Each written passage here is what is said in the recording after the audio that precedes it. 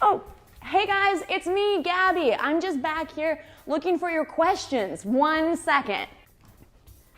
Whew, sometimes it's hard to find your questions all in one place. But this week, I found an amazing question from Rafael from Venezuela, living now in Los Angeles. Rafael would like to know, what is the difference between would have had, and have had? Woo! Rafael, you have a great question, and I've got my work cut out for me. But first, I want to tell you guys about how I got Rafael's question for this week. It's through this cute little ninja right over here. Have you seen this? It's Ninjama, and they have partnered with me to sponsor this video lesson. So I want to tell you how you can use them too. In Japan, where I lived for 3 years, they have Shitsumon Bakko, which means question box in Japanese.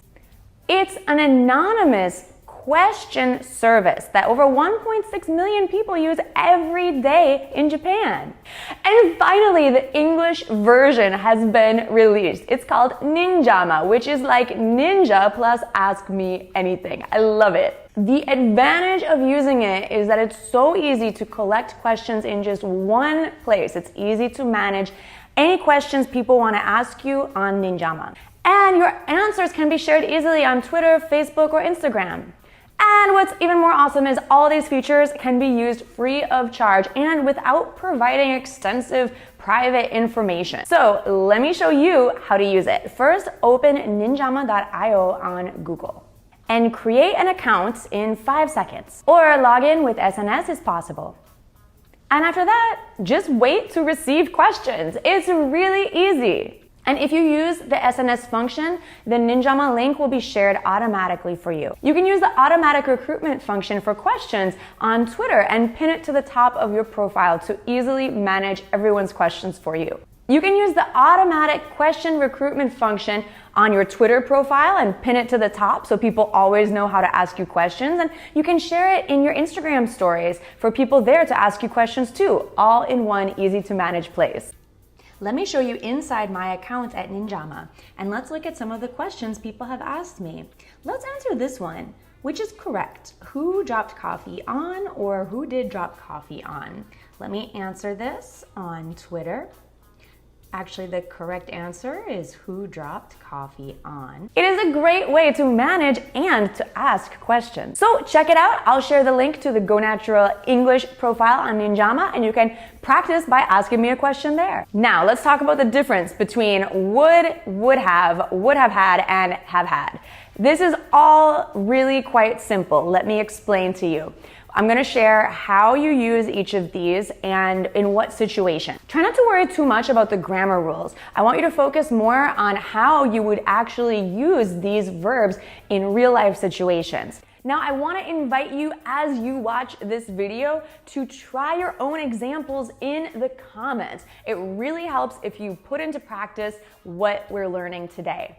Would is used to talk about any time. It could be in the future or it could be in the past. So don't think of would as a particular time. We use it to express our preferences, desires, opinions, to make a polite request, or the past tense of will. So for example, a polite request, I would like a coffee. A polite preference, I would prefer black coffee. Another polite preference, I would like to go to the beach today. A desire, I would like to speak English fluently. And an opinion, you would think that people would be more considerate, I'd say. Now let's talk about contractions, because I plus would equals I'd. So we don't often say I would like or I would think. It sounds quite drawn out and stilted and unnatural. So if you'd like to speak more like a native, more naturally, please say I'd like, or I'd prefer, or I'd recommend, or I'd think. It sounds great. Now let's talk about would have.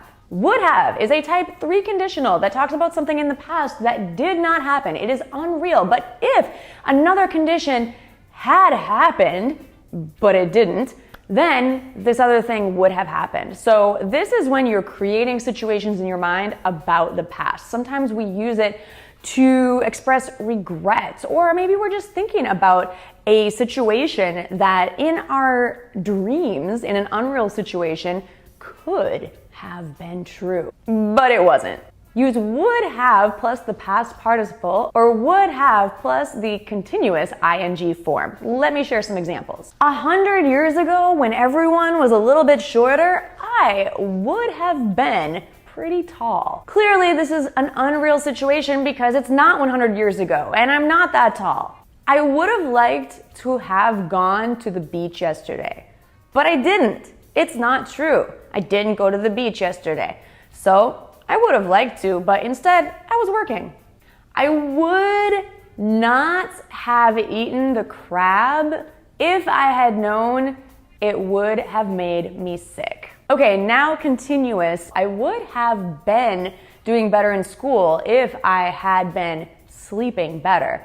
And I would have been sleeping better if I hadn't been worrying so much about school. But the truth is, I have not been sleeping well, and I have not been doing well in school. You might have noticed that we can also contract would and have into would've. So we keep the subject the same. I would've, you would've, she would've, they would've, we would've.